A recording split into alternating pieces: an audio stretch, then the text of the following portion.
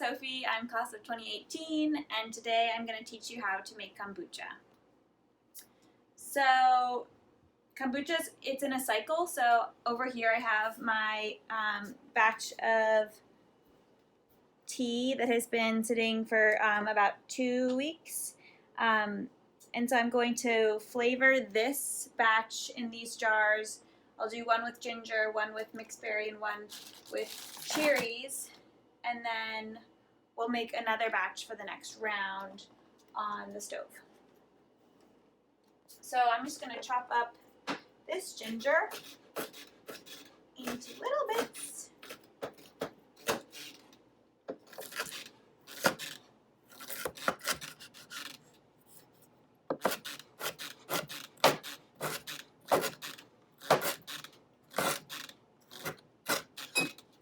Careful not to chop your fingers.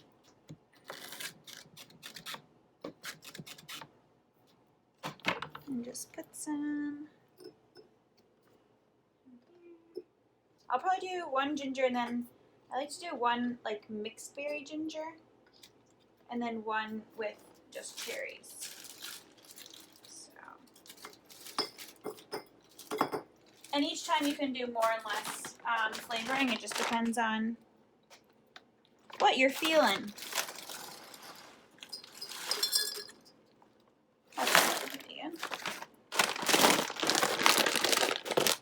So gingerberry,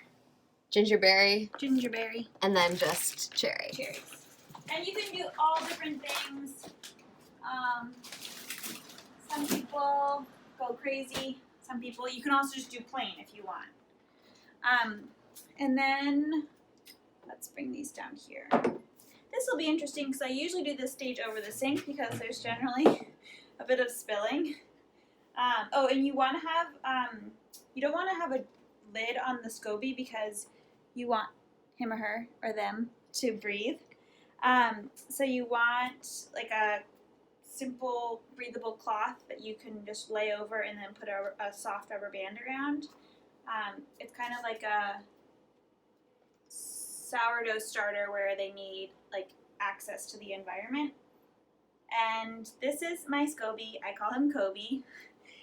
And he's very healthy.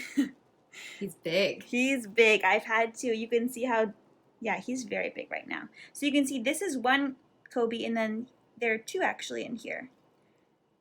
Because they make more. It's very exciting. So I usually just pick it up and do my best to pour it in without having too much of. You can strain it if you want. I generally don't. Because I think that gunk is probably good in some way. But just pour it up, and then these, these will stay at room temperature for, I usually do 3 to 4 days or whenever I remember that they need to go in the fridge, because they'll stay at room temperature for a number of days so they can get bubbly. And then once you put them in the fridge, they stop making bubbles. So the more bubbly you want them to be, the longer you can let them stay at room temp. Otherwise, if you want more of like a flat kombucha, you can just pop them in the fridge as soon as you put the flavoring in. And we'll put on lids. If you can find the right ones.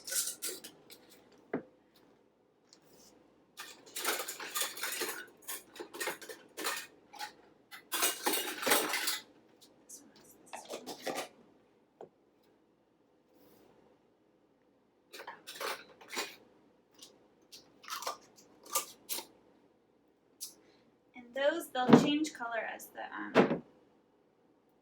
flavoring seeps in. And then you do want to leave, it's this extra liquid is called starter. You want to leave some of that in there so that when you add the new tea, the bacteria has a bit of, it's already there. And so when you add the new tea in, it like gets it going. So not just the SCOBY, but some of the liquid too. Right, exactly.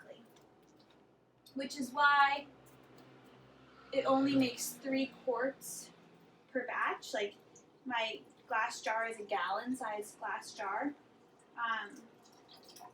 which you can buy online. I think mine is actually from it. Was a pickle jar. Like it was full of pickles and Big pickle jar. Big pickle jar. But yeah, and then there are some too that have like the little spout, which are really convenient, but mine doesn't have that. And then another thing I should mention is that the water that you use, you need to have a Brita filter because you need to filter out the like low levels of bleach and stuff that's just in tap water. If you can, I mean, if you want to, you could buy distilled water is the like pure water, but I just find that the Brita does enough work to keep the water pure. You'll notice if you just use regular water, your SCOBY will get a little sad. Like it won't be as spicy because the bleach will kill off the bacteria. And so I do batches of water like this. So then with the next round over here, I just have water heating up. And basically what happens on this end is you boil water and then you put in 8 tea bags or 8 tablespoons of loose leaf tea that just like you can pack it into a larger like self-made bag, or you can just use tea bags. And you let that steep for 15 minutes it's a total of 2 quarts of water in here. And then once it's steeped, you can put in 1 cup of sugar, mix it around so it dissolves, take out the tea bags, and then pour in 2 more quarts of cold filtered water just to bring the temperature down, because you want the tea to be warm but not hot where it's going to burn the SCOBY. So yeah, so now we're just waiting for this water to heat up. And then I have my 8 tea bags here. And also I should mention, you should ask if you get a SCOBY from a friend, you should ask them what kind of tea and sugar they use. So I adopted this SCOBY from the farm that I worked at last summer, and they use organic cane sugar and organic black tea. You can train your SCOBY through a process of like slow integration of using honey or of using molasses even as a sugar. But mine uses, and same with you can also train them to do green tea. I think it always has to be caffeinated, because the situation with like the caffeinated tea and the sugar with the SCOBY is that as the SCOBY sits in the tea from the previous week, it eats up the sugar, and then it produces this bacteria that I guess is good for like gut health. But over time, it gets like sleepier, and so this is how it was explained to me. So you use caffeinated tea and sugar to like wake up the SCOBY, and then be like, wake up, there's food, kind of a call, and then the SCOBY's like, oh yum, like I'll eat the sugar, and it makes the bacteria, and then it kind of like, as it eats up the sugar, it like falls more asleep. So that's also like why you can train your SCOBY to be dormant by just like lessening the amount of input that you're giving, so they can last for a while. But yeah, those are points about. Okay, we're boiling over here. I'm just gonna put these in. Yeah, points about the SCOBY situation. And I usually put in the tea bags. You can see like they steep pretty quick. And then once it gets hot enough, I usually just turn off the heat, just because it doesn't really need to be that much hotter. And it's 11:40, so we'll get it at 11:55.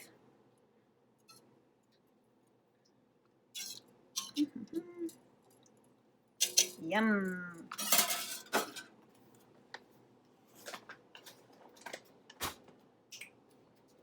What else?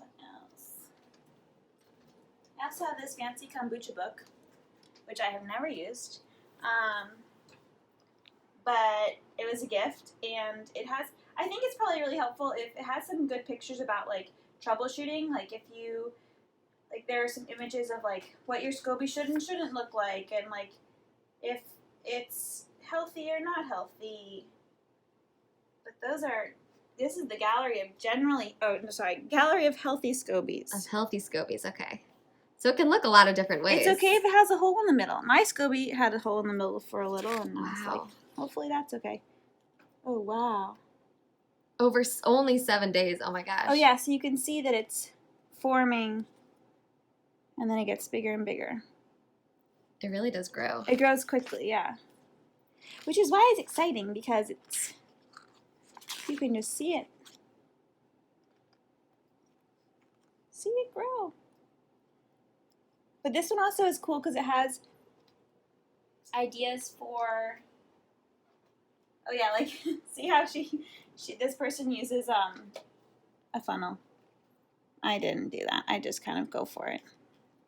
You don't really need one. Yeah, just gotta pour quickly. But this one has recipes for, troubleshooting. See, like they have a lot of good common brewing mistakes and how to correct them. Issues with flavor, issues with SCOBYs, issues with carbonation, rebalancing the brew. Fruit flies. I bet. Have you ever dealt with fruit flies before? I haven't. I don't know why. I store my SCOBY with the it's this box. I put everything in this box. Like I put the SCOBY, my Brita filter, the sugar, the book, and I just put it on top of the fridge. It needs to stay somewhere warm, and I find that warm, I think, is generally like 72-ish degrees, or upwards of 80. You just don't want it to drop down to like lower to like 65, because then it's not warm enough for the SCOBY to be making the good stuff. Oh yeah, like this one has like one that you could do. You can add beets to your mixture. They have like different recipes. Cherry spice, immune booster, tulsi mint, apple ginger. I should do apple ginger next time. Actually, you want to do that for now? the fall? Oh sure. I have these dried apples. Oh, so you can also use dried fruit. You don't have to use fresh fruit. Yeah. Or this is dehydrated. I dehydrated these apples last year. Oh. And now we can just chop them up a little.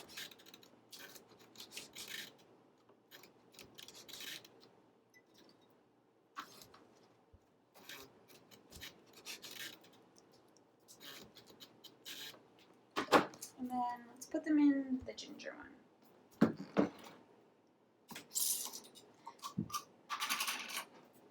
So it seems like you can really play with flavors. Yeah, totally. That there's no really strict rule to what you put in. That's what's fun about it, is like it's not necessarily like a recipe. Like there's a process, but then there's a lot of opportunity to like kind of use whatever you want, or like be seasonal too. And then there are other things like you can add herbs, and like I think it'd be cool. We should do. I also am remembering I have thyme. Oh. And cherry thyme. Cherry thyme. That sounds cool. Sure. Let's see how it goes. Why not? Cherry time.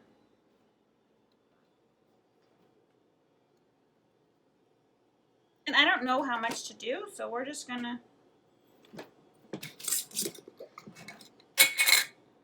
Maybe we'll do a little bit more.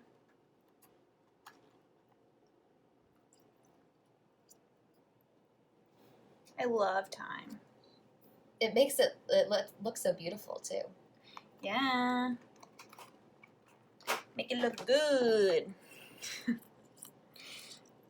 Fresh and summery.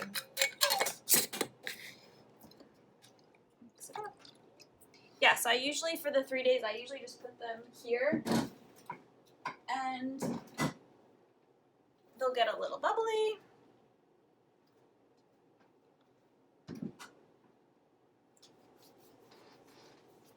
I don't think think I've ever had flat kombucha before. Mm. Like, the kind I have is always carbonated. Yours is Yeah. carbonated, and, like, Root Wilds in Portland is carbonated. Urban Farm is pretty carbonated, too. Yeah. Yeah, I think it's like, but have you ever had warm kombucha either? Because Mm-mm. I think No. the reason that, yeah, I like it carbonated, but I know that you have to like let it out at room temperature for a couple days to get the carbonation, but then you chill it. So if you were to just chill it right away, it would just be flat. Mm-hmm. So that's why you store them on top of the fridge for exactly 3 to 4 days. Yep.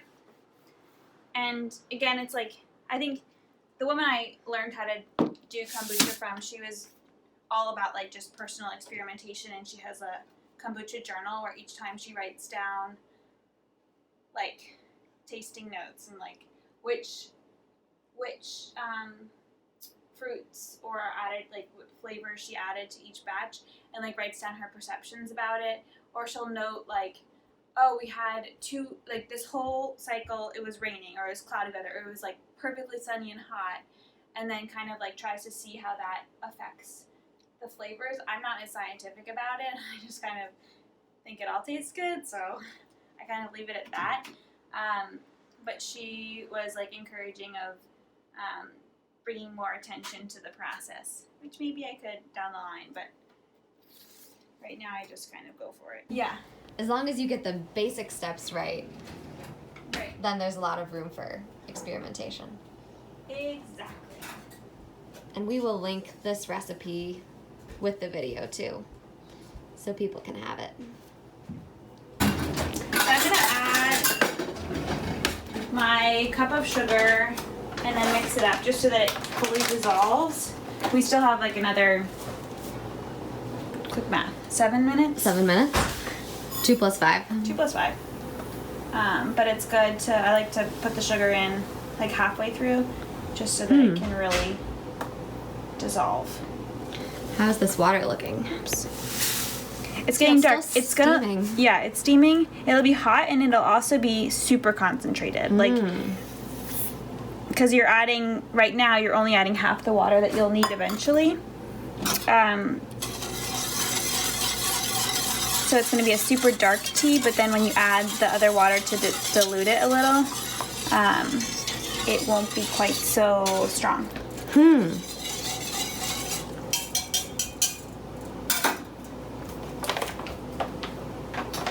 Let's see, what else? You can also give your Kobe to a friend, or your SCOBY to a friend. That was also a lot of, like, what Marilyn really loved about making kombucha was that it's, like, a community act or whatever, and, like, whenever I make it, I think of her, and probably whenever she makes it, she thinks of the person that gave her SCOBY, and then thinks about all the people that she's given her SCOBY to, or the children of her SCOBY. So it's a good, like, connecting practice. If you were to give some of this SCOBY to someone, how much would you give them for I would started? just give them this whole piece. You would? I would put this piece in a jar. If I had it, I actually do have an extra gallon sized, but I would just give them this in the liquid and then like half the liquid too. Okay, you'd have the liquid. Yeah. And you can kind of see this one. This is Oh, it has the hole in the this middle. is the one that has the hole in the middle. So honestly, what I'll probably do at some point is because if you have so many SCOBYs in your jar, then you're just not making that much liquid. It's just like the SCOBY is taking up space. So at some point, I'll either, if I can find someone to give a SCOBY to, like Rachel, I can give someone the SCOBY with the starter, or in the past I've just put it in the compost just to clear out some space. And if you're lucky like us and live in a place where you can subscribe to a compost service, do it. Or if the city collects it for you, that's even better. We pay $15 a month for that, and they pick it up every week on our curb. And it's amazing because so much of our trash actually ends up just going, it's just compost. So the benefit, among many other things, is that we have so little like trash, like true trash, And the trash bags are expensive too. So I think it's cheaper to be doing compost and trash bags than just trash bags, because then you're throwing away all that organic matter that just takes up space. Also, it's smellier. So it's better to like have the compost just like be cleared out every week. We probably take the trash out every 3 weeks, living in an apartment with 3 people, and we fill the compost every single week.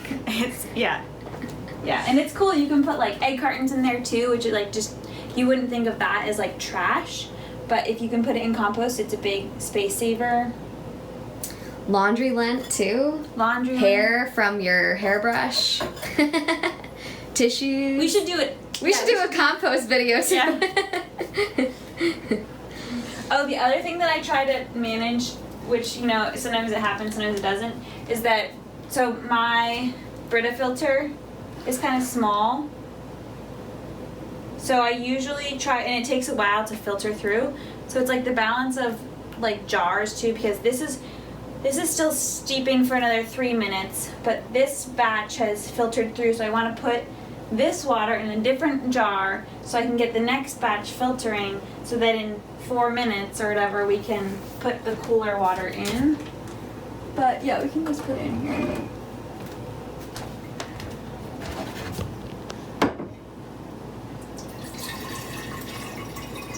You could also put ice cubes in it if you were like really trying to get it to cool down quickly, but I don't know, I just use cold tap water.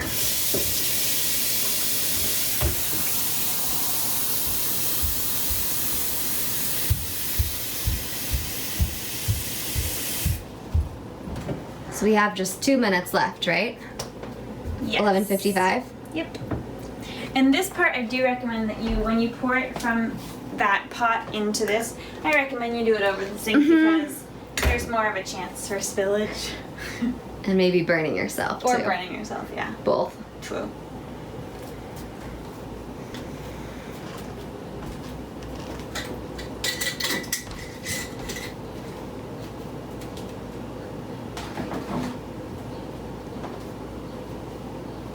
I'm excited to try the cherry thyme. Me too. Yeah, it's fun to try new flavors. I bet during the fall you could use fresh apples too, from Maine. Yeah, you can use fresh apples. You could use peaches too. I've seen people, I feel like that's like a luxury because I also just want to have a peach as a peach.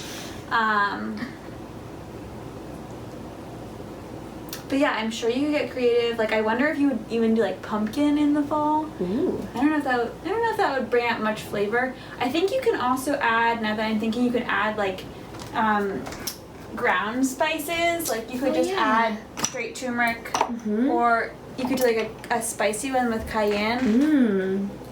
There was a recipe for the spicy cherry one in that. Yeah. I bet you could add like cinnamon to apple. Yeah. Ooh, apple cinnamon. Apple cinnamon.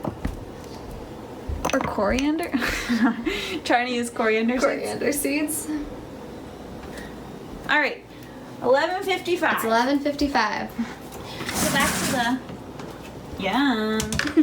Okay, so I usually use this tool just to like try to push, like squeeze out the tea, and then but they're kind of hot, so and then put them in the compost.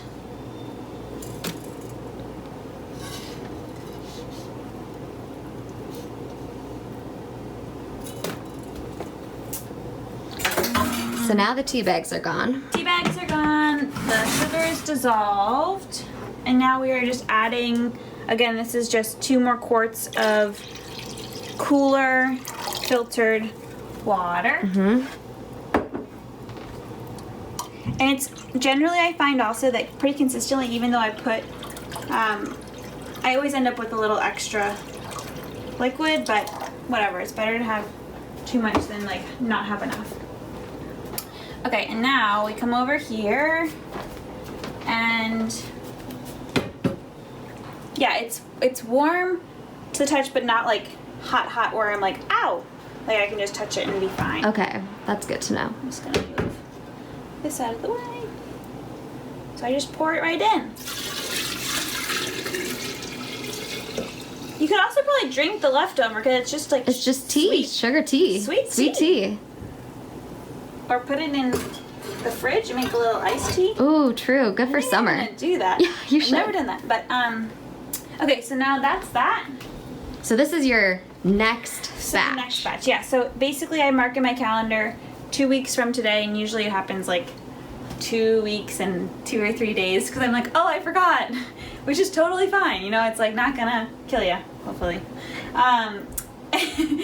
But you can also throughout the 2 weeks test it because, like tomorrow, if I tasted this, it would still just taste like sweet tea. Mm-hmm. But then there's a point when you taste it and you're like, oh no, it tastes a little something extra, like a little zingy, or it has that kombucha bite. And that's when you know that it's ready for flavor. So I just lay this on top. Oh, I should also mention that where you store it, you want it to be in a dark spot. You don't want it to be in direct sunlight. I forgot to mention that. Good tip. But I usually, like I said, I just put it in my kombucha box, not on top of my phone.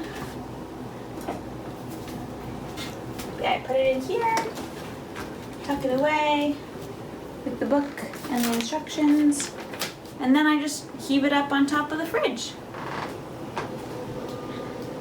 Yeah. Perfect. That's kind of, it's always a little precarious, but it's heavy. But yeah, that's where Gobi lives. And there's the kombucha And there's video. the kombucha video. Good luck. Thanks, everyone.